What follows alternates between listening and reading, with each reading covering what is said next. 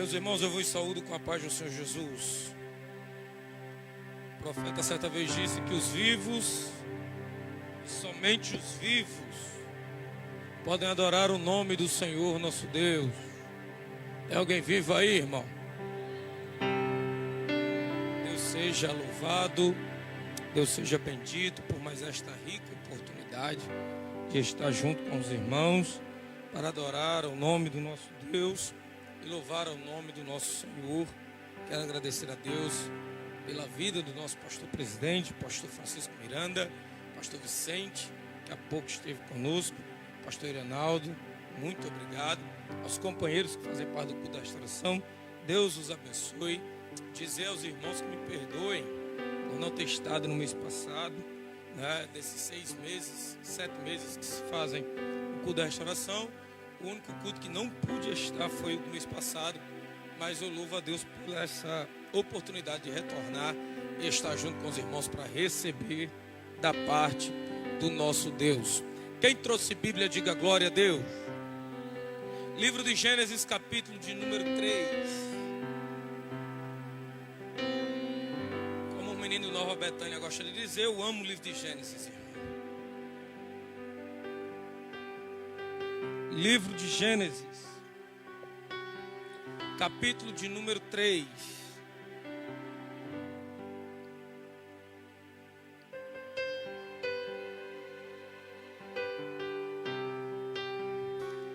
A partir do versículo de número 6.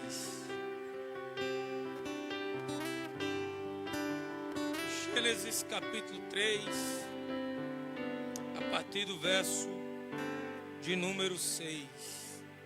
Quem encontrou, diga eu vou para o céu. Quem não encontrou, diga eu vou também. Olha aí, versículo 6.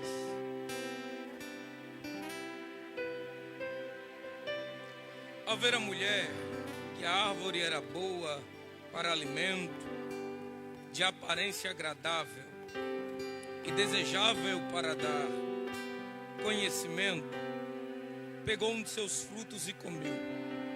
Também deu a seu marido, que estava com ela, e ele comeu. Então, os olhos de ambos foram abertos, e eles perceberam que estavam nus. Por isso, costuraram folhas de figueira para fazerem tangas para si. Eles ouviram a voz do Senhor andando no jardim, no momento da brisa da tarde. Por isso, o homem e sua mulher se esconderam da presença de Deus entre as árvores do jardim.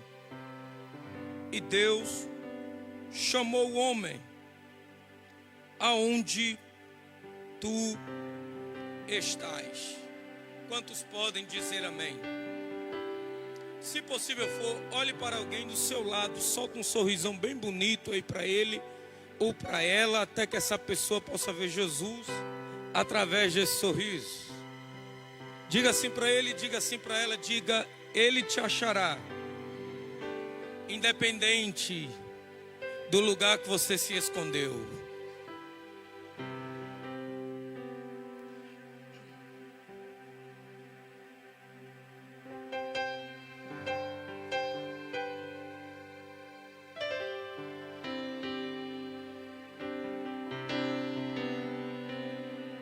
Amados,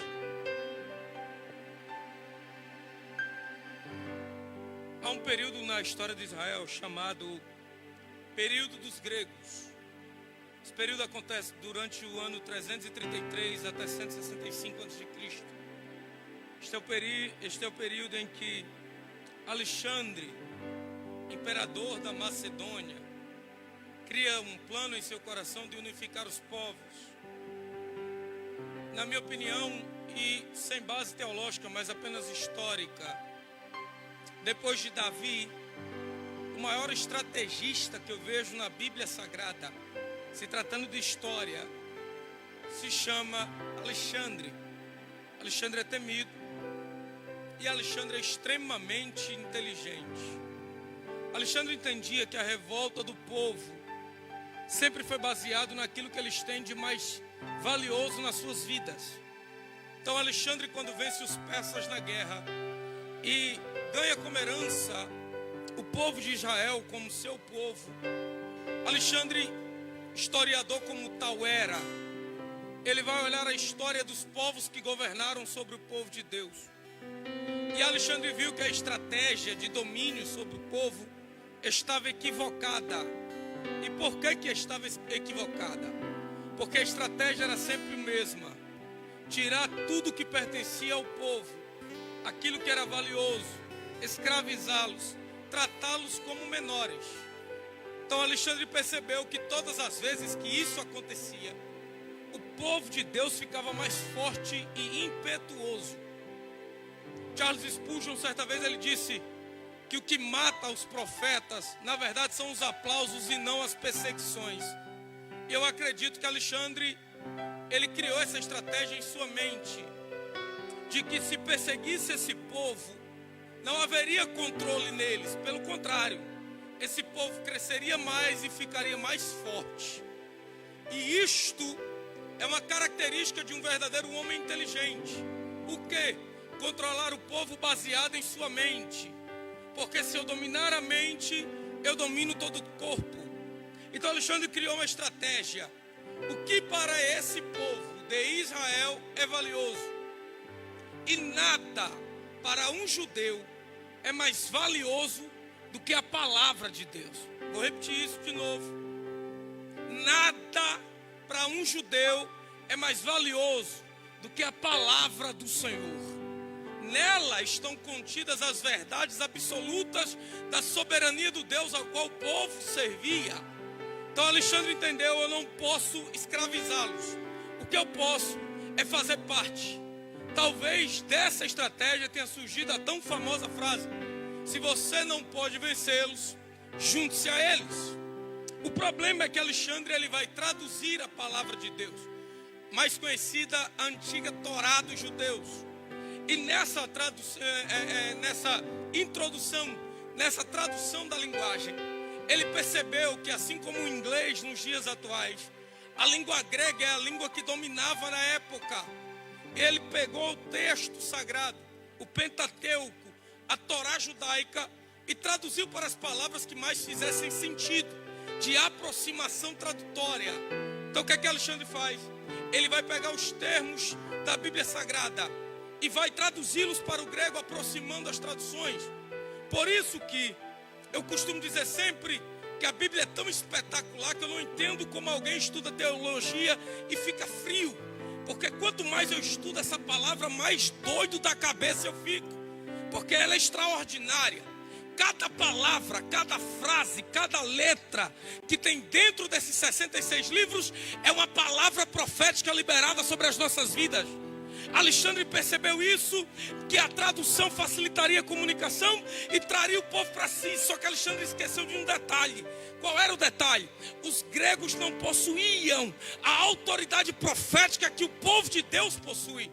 Então ele vai pegar a literalidade da tradução e trazer para o grego. E ele falha no primeiro livro, Gênesis. O termo Gênesis no grego literalmente significa o começo. O problema é o nome no hebraico. O nome no hebraico é profético. Você está doido? Vamos lá. O termo no hebraico é Bereshit. Bereshit, na literação traduzida, princípio, começo. Só que quando Alexandre traduz, ele pegou a palavra em si. Só que essa palavra, ela é ramificada de 3 palavras em conjunto: Ish, Rosh e Brish, que significam aliança, cabeça, homem. Aqui está a primeira palavra profética liberada no contexto sagrado para nós. Quais?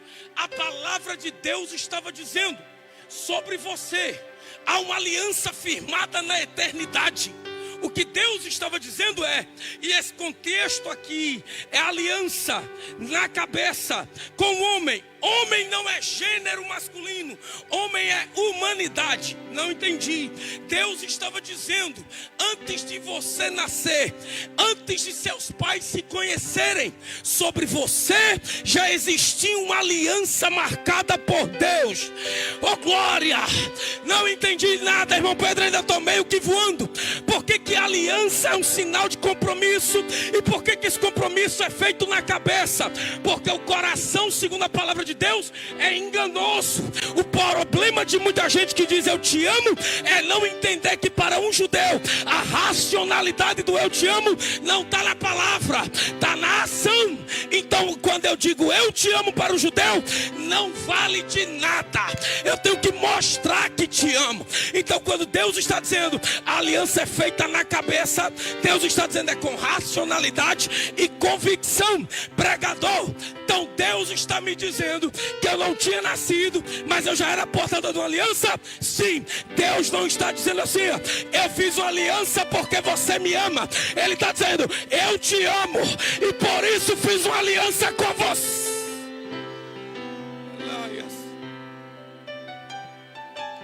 No livro de Gênesis há 5 alianças. Quantas alianças? Mais forte, quantas alianças? Deus vai fazer aliança com Adão, Deus vai fazer aliança com Noé, Deus vai fazer aliança com Abraão, Deus vai fazer aliança com Isaac e Deus vai fazer aliança com Jacó. E a pergunta é, peraí, irmão Pedro, se a aliança de Deus no livro de Gênesis são 5 e o livro de Gênesis acaba no capítulo 50, como é que essa aliança vem a mim? Lá vai, capítulo 50 do livro de Gênesis encerra o seguinte. Poliane, ele encerra dizendo, e morreu José. Vou repetir, e morreu José. Capítulo 1 do versículo 1 de Êxodo se inicia com o vírgula, entrando no Egito. Por que esse tem vírgula posterior?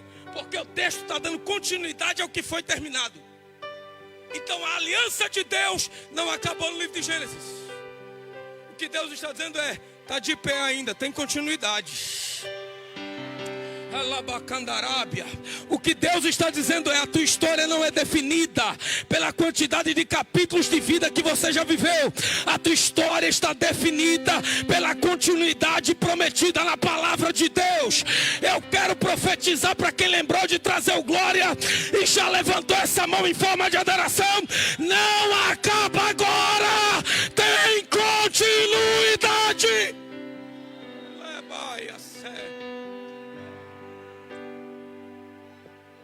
O texto sagrado começa dizendo, no começo, no princípio criou Deus os céus e a terra.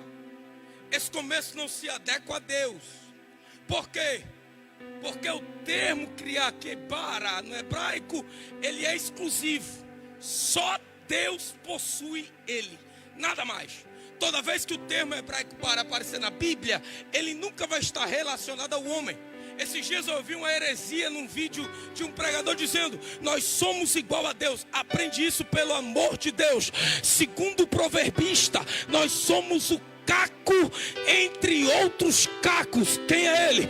Ele é aquele que abriu o mar só com soprar das suas narinas. Quem é ele? Ele é aquele que chama as estrelas pelo nome. Quem é ele? Ele é aquele que a morte por 6 horas não teve capacidade de levá-lo. Ele não é um homem comum. Ele é Senhor de todas as coisas.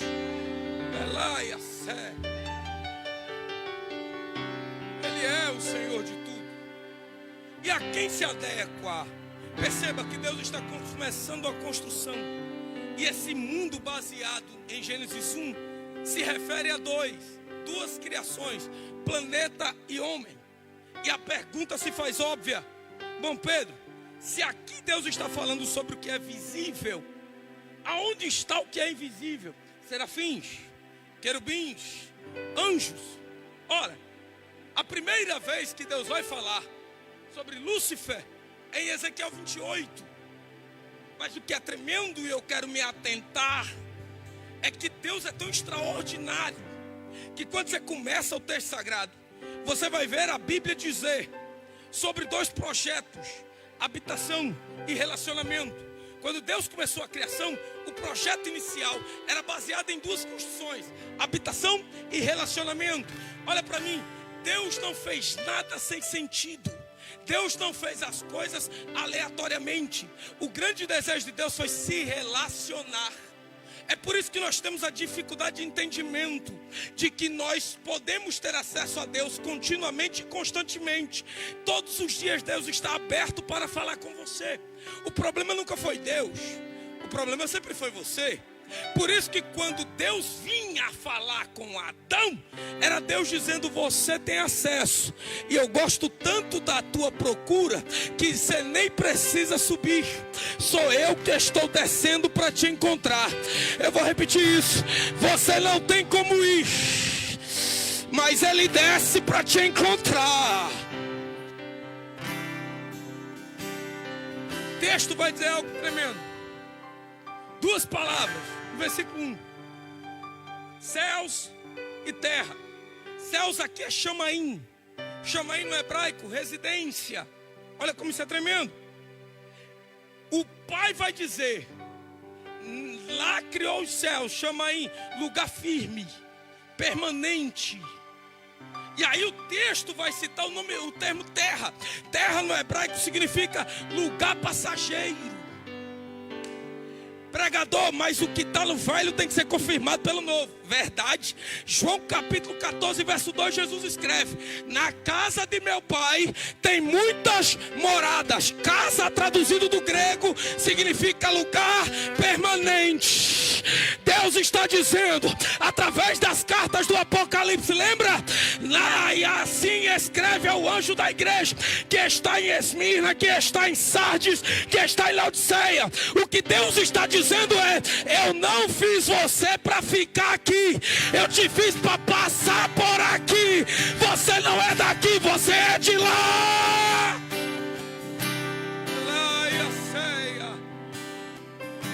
O grande entendimento, Diego, é que tem gente trocando o que é permanente por aquilo que é passageiro.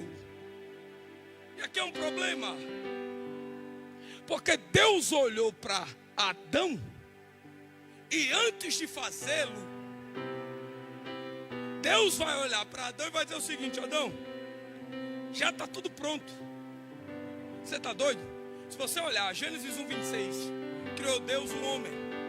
O texto vai dizer que do capítulo 1 até o versículo 25, Deus já fez animais, Deus já fez árvores, Deus já fez tudo. Estava tudo pronto. Antes mesmo de Adão e Eva serem criados, Deus já tinha criado tudo. Irmão Pedro, como assim? Você não está entendendo o que Deus está fazendo. Deus está dizendo que você nem precisou sair atrás. Eu já tinha deixado tudo pronto para você. Aleluia. O nosso problema é que a gente pegou aquele negócio de ter que correr atrás, buscar aquilo. Não escute pregação de coach de que crente tem que ir em busca. Não, crente tem que buscar a presença do Eterno, porque a providência vem dele. Lá vai a ceia. Como é, irmão Pedro? Irmão, a nossa busca não é por coisas terrenas. A nossa busca é pela presença do que é divino. Moisés subia monte, Deus mandava alimento. Moisés subia monte, Deus mandava água. Moisés subia monte, Deus abriu o mar. Você não está entendendo? Deus está dizendo para alguém: enquanto você me busca, eu abro a porta. Oh glória! Pega na mão de alguém se for possível. Diga para ele: fica tranquilo. Enquanto você está aqui, Deus vai mandar o que você precisa.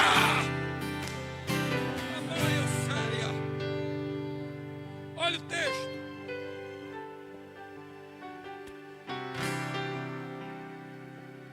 Olha o texto, irmão. Capítulo 2, versículo 7. Formou o Senhor. Aqui eu gosto, principalmente por ser pentecostal. Andel, o vocábulo formar no hebraico indica a construção de um vaso. E pó da terra, no original significa rebocar paredes. Olha isso como é extraordinário, irmão. Deus está falando sobre construir um vaso. E ao mesmo tempo ele está falando sobre rebocar. Então, na verdade, Deus não está construindo só um ser. Deus está construindo uma casa. Eu vou repetir isso. Quando o texto diz que ele criou o homem do pó da terra, Azevedo, Deus não está falando no original, pastor Iranaldo, sobre fazer só um homem comum, sentido comum. Deus estava falando sobre um ser. Deus estava falando sobre uma casa. Deus estava falando sobre um lugar. Porque rebocar parede não é o mesmo que fazer uma cirurgia. Quando você reboca a parede, você está fazendo uma casa, está construindo alguma coisa. Então o que Paulo escreveu em Coríntios, Deus já estava revelando em Gênesis.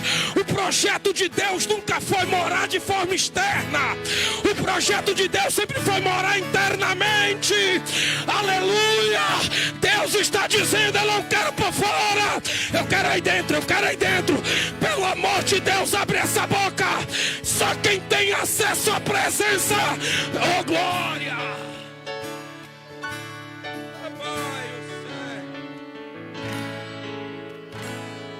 Versículo 18. Não é bom que o homem esteja só. Farei para ele uma ajudadora. Eu gosto desse texto. Por que, irmão Pedro? Porque quando você continua lendo o texto, capítulo 18, capítulo 2, versículo 18, você percebe que nunca foi o homem dizendo: eu estou precisando de alguma coisa. Urabá, canto e derrébia. Você não vai ver, banda, Deus olhar, Adão olhar para Deus e dizer: eu estou precisando de alguém aqui para conversar. Mas às vezes você não vai ver Adão tendo uma reunião com Deus dizendo: Senhor, eu estou precisando de roupa. Senhor, eu estou precisando de alguém. Não. Deus olhou e disse: não é bom que você esteja só. Sabe o que é que Deus estava dizendo? Eu conheço os teus sentimentos.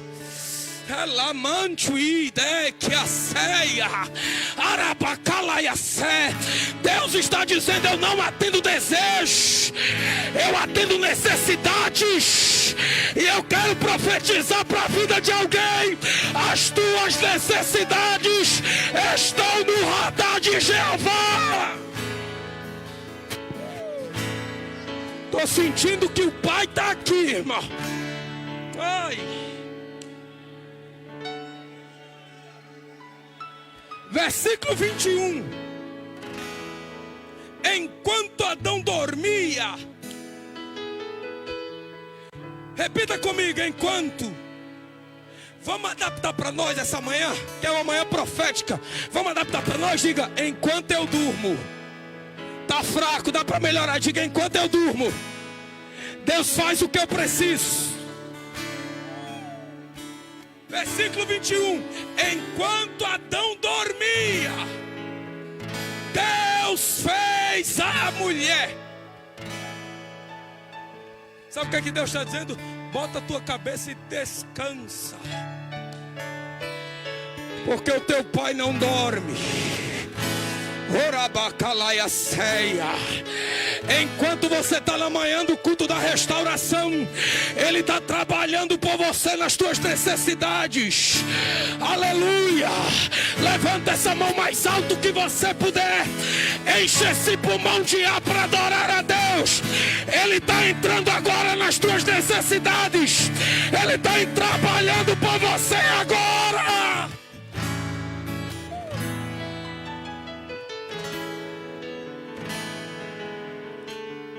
Olha o texto, capítulo 3, versículo 1. A serpente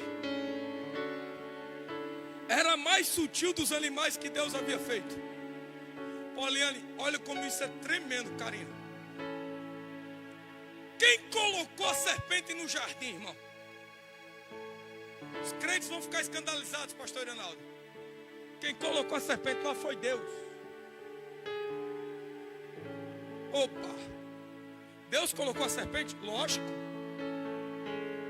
Por que Deus fez isso, irmão Pedro? Se teologicamente Deus sabia que a serpente seria a causadora da queda do homem. Por um motivo simples. Irmão, você precisa de uma serpente na sua vida. Vou repetir de novo isso. Deus é tão extraordinário que Ele precisa colocar um perseguidor na tua vida.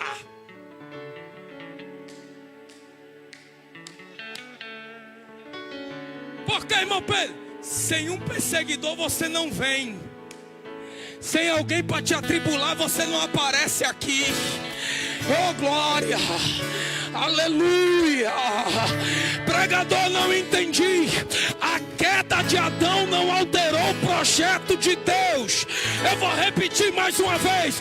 O projeto que Deus tem na sua vida não sofre alteração por causa de perseguidor. Se levanta, mas você não vai parar. Aleluia. Olha o texto. Olha o texto.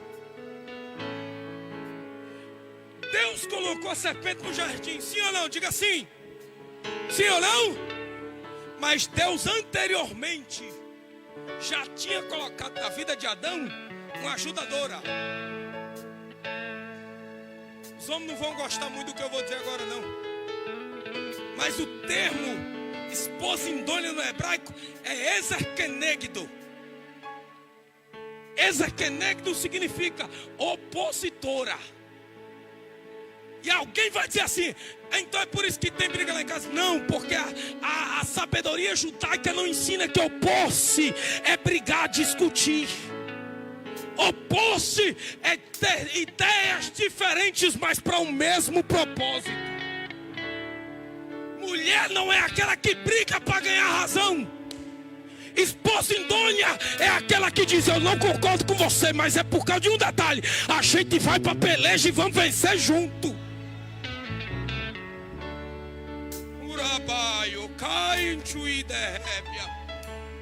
Por que Deus colocou um ajudador aqui? Porque Deus estava dizendo, por causa da perseguição você vai precisar de alguém. Aleluia. E eu preciso dizer isso. Não serão os grandes números que revelarão a fidelidade de Deus. Mas Deus está dizendo, pode se levantar um exército todo, mas eu vou levantar alguém para te estender a mão. Você não vai ficar só.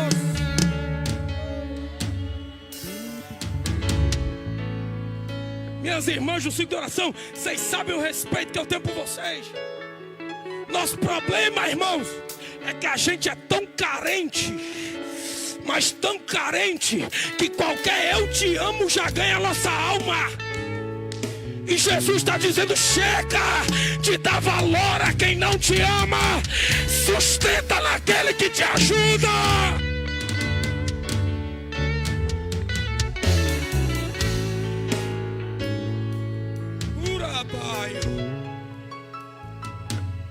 O texto sagrado vai dizer algo tremendo. Capítulo 2, versículo 17. Olha isso. Não comerás. De quem é essa ordem? De Deus. Quem é que dá essa ordem? Me ajuda a pregar. Quem dá a ordem? Capítulo 3, versículo 3. Não comereis nem tocareis. Quem falou isso foi Eva. Vou repetir. Capítulo 2, versículo 17, Deus olhou e disse, não comerás. Capítulo 3, versículo 3, Eva acrescenta. Eva vai olhar para Deus e vai dizer assim, ó, Deus falou. Sabe por quê, pastor Ronaldo? Porque tem gente dizendo que Deus disse algo que Deus nunca falou nada. E eu preciso dizer algo sério. Aonde Eva está? No paraíso. Ela está mentindo dentro do paraíso. Porque caráter não é dependente de ambiente. Caráter é algo que só a presença de Deus. Eva está mentindo lá dentro. E isto é muito sério. Por que ela mente lá dentro? Eu preciso dizer isso, não fica chateado. Por causa das companhias. Percebe? Quando Deus descia, com quem Deus falava? Diga, com Adão, com quem Deus falava? E com quem Eva conversava? Com a serpente. Aprende isso. A forma com quem você se relaciona revela quem te governa. Eu vou repetir para você ficar triste. Deus está dizendo, tome cuidado. Tem gente que você está chamando de amigo, que é amigo seu, mas nunca foi amigo meu. E eu vou dizer algo sério, Poliane, ô Glória, Pamela, Karina. Quem não anda com Deus não serve para andar com você. Diego, se nunca foi para oração, não serve para andar com você. Se não vem para o culto, não serve para andar com você. Se não respeita a autoridade, não serve para andar. Porque crente não fica só. Crente não tem esse tempo de solitário. Crente tem um tempo de solitude. Você está doido? Que história é essa? Solitário, o homem lá fora fica. Aqui dentro ninguém. Por que não?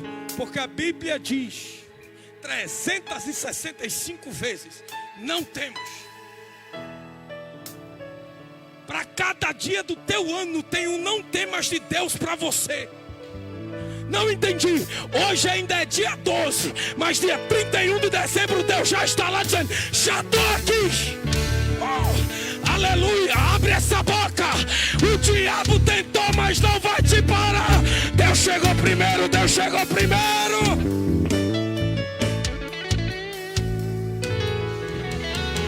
Por que quando Eva faz isso dá problema? Porque Deus tem um problema sério com mistura. Amós, profeta do Senhor, ele profetizou contra as roupas que as mulheres usavam. Amados, aprende isso.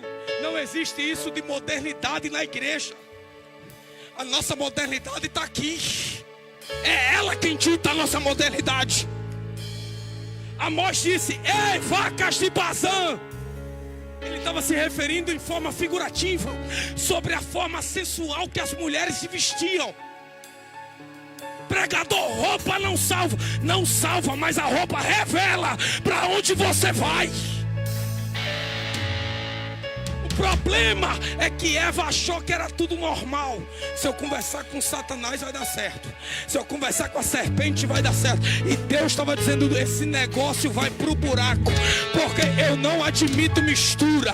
Se é crente aqui, seja crente lá. Se dá glória aqui, dê glória lá. Se adora aqui, adore lá.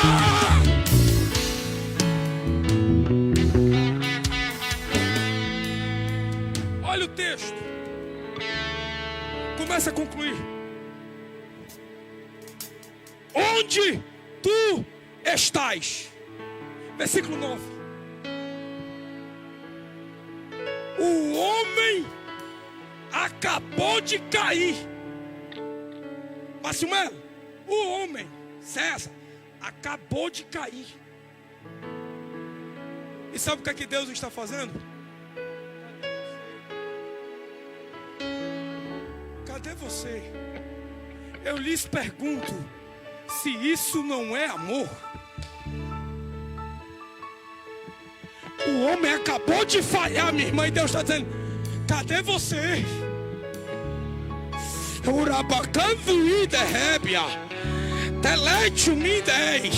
Você está sentindo essa graça?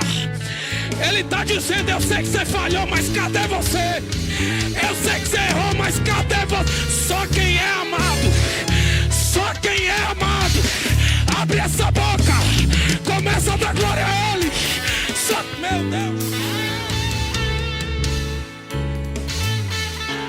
Onde tu estás?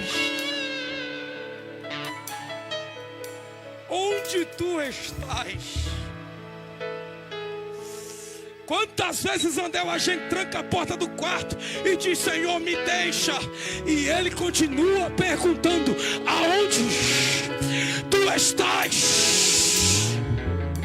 Quantas vezes você caiu e Ele essa manhã está te dizendo: aonde tu estás?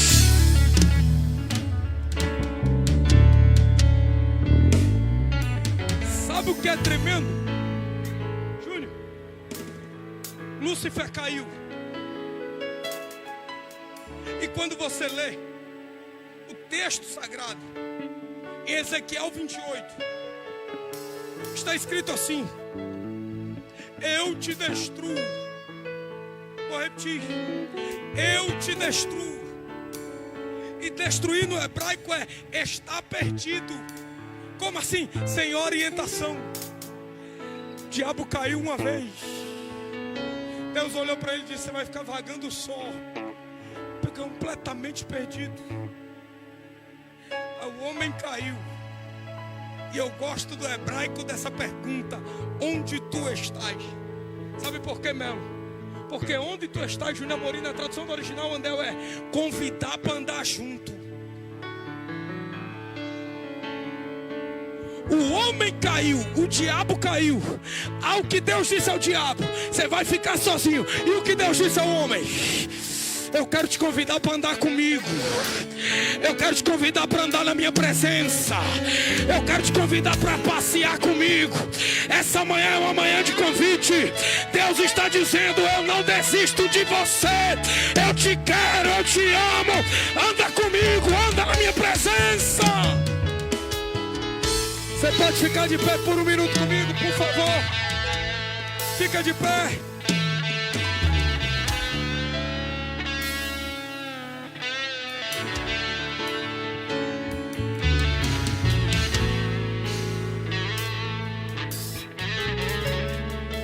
Deus está dizendo para nós essa manhã: eu conheço as suas falhas, eu conheço os teus pecados, mas ainda assim eu quero você do meu lado. Eu quero você passeando comigo na terra. Alabacandarábia. Deus está dizendo: chega, abandona esses seus coleguismos. Anda na minha presença. Anda na minha presença. Aonde você está, você pode fechar os olhos por um minuto. Fecha seus olhos, porque Deus está querendo pegar na tua mão. E Ele está querendo andar com você na terra. Ele quer entrar com você naquela empresa. Ele quer entrar com você naquela casa. Sinta o toque do Eterno aí agora. Abre a boca. Abre a boca. Abre a boca. Vai. Solta esse glória, pelo amor de Deus. Adore. Adore. Adore. Enquanto você adora, Ele pega na tua mão. Enquanto você adora, vai, vai, vai, vai, vai, vai.